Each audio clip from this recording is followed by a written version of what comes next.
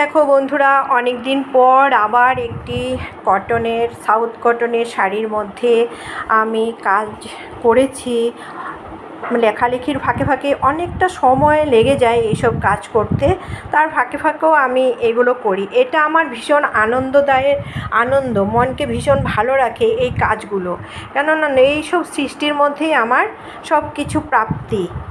এটা একটা ভীষণ বড় প্রাপ্তি, যেটা ভাষায় বোঝানো যায় না।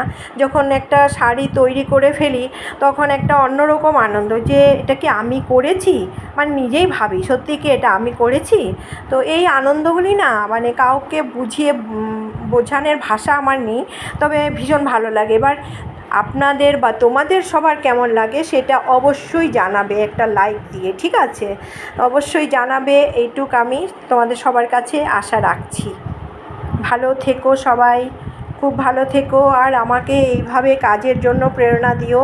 লেখালেখি তো আছেই, সেটা করছি, কতটা ভালো করছি জানি না, তবে এর সাথে এটাও আমার একটা খুব প্রিয় কাজ, যেটা সৃষ্টি করে একটা নিজের আনন্দ, মনকে একটা প্রফুল্ল হয়ে যায় মনটাই, সেটা কাউকে বোঝাতে পারবো না যে কী আনন্দ হয় যখন শেষ হয়ে যায় একটা শাড়ি।